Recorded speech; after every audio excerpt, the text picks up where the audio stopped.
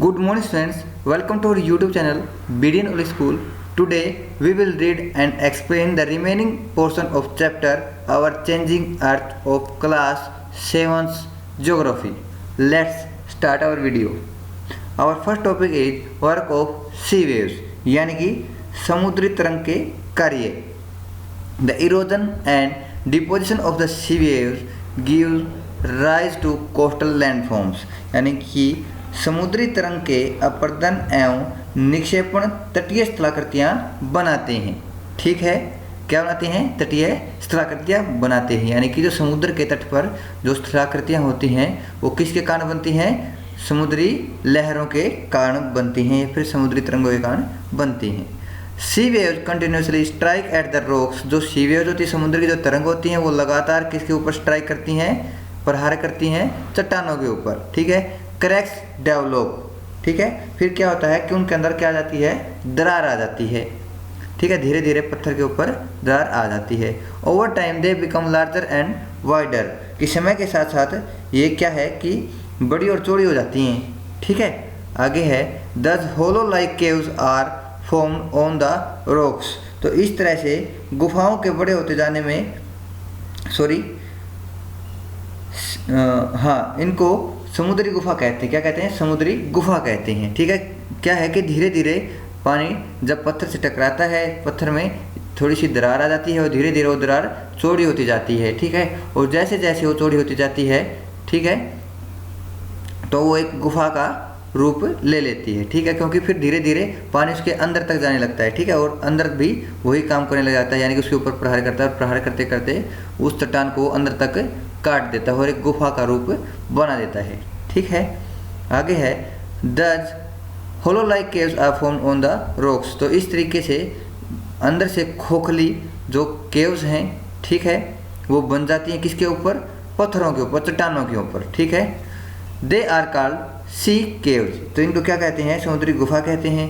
As these cavities become bigger and bigger only the roof of the caves remain. कि क्या है कि जब ये कैविटीज, ठीक है, कैविटीज हम बोलते हैं खाली स्थान को. ठीक है, कि धीरे धीरे ये जो लहरें हैं ये इस गुफा के अंदरी भीतरी दीवार तक टकराती हैं और आर पार निकल जाती हैं. किसके? उस चट्टान के आर पार निकल जाती हैं. ठीक है, देखो यहाँ ये चट्टान के आर पार निकली हुई हैं लहरें. ठीक है, आगे समझ में मैं क्या बोलना चाह रहा हूँ. ठीक है, तो इससे क्या हो जाता है? सिर्फ छत छत रह जाती है और जो केव्स हैं उसके आर पार समुद्री लहर निकलने लग जाती हैं.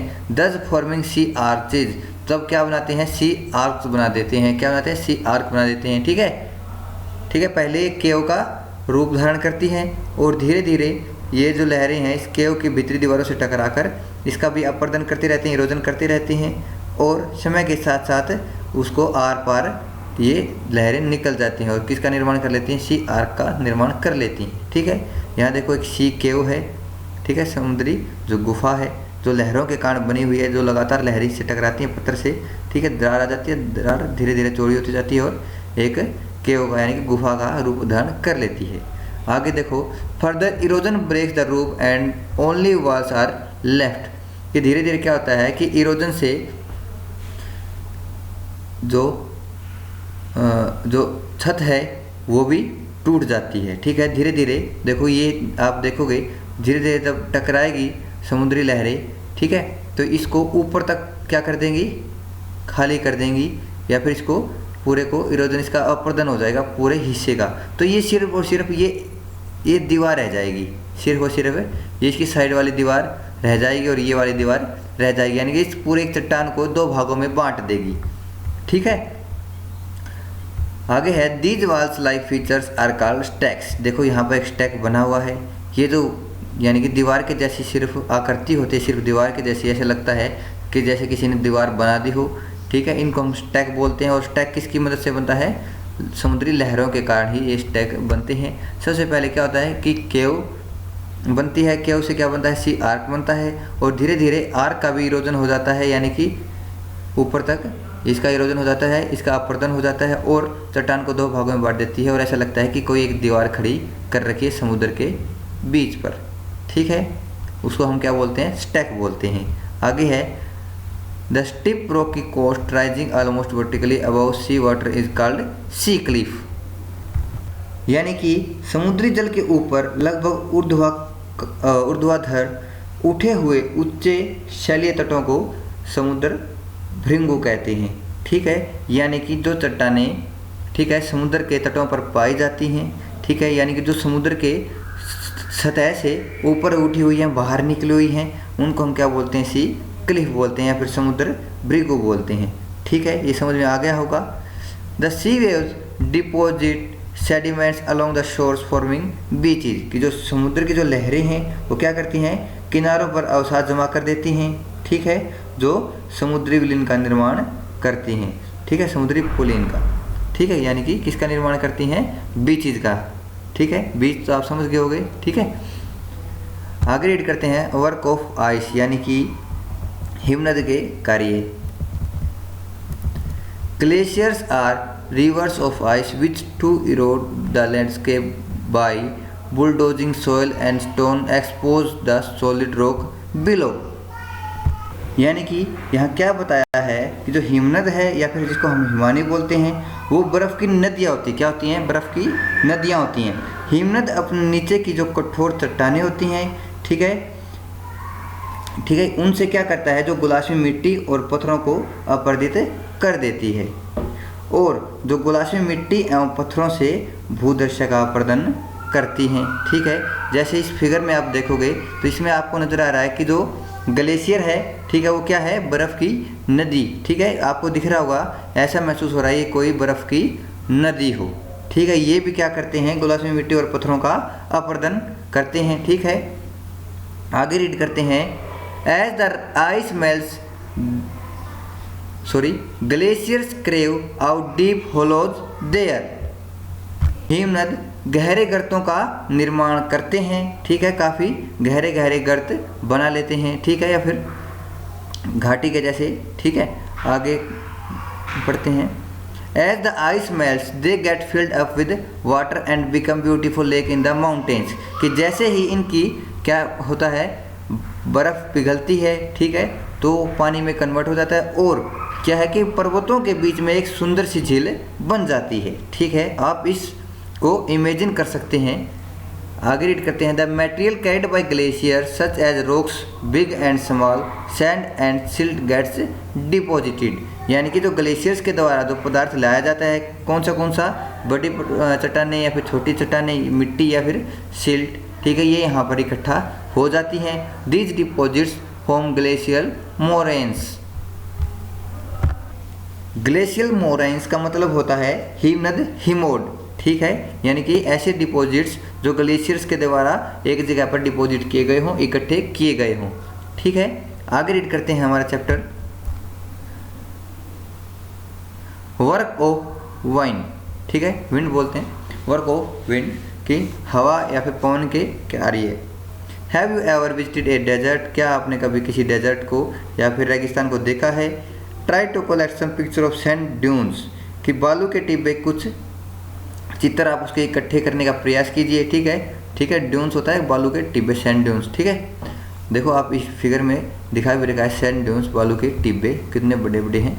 An active agent of erosion and deposition in desserts is wind, यानी कि रेगिस्तान में पवन जो है अपरदन और निक्षेपण का एक मुख्य कारक है। ठीक है, मेन एजेंट है।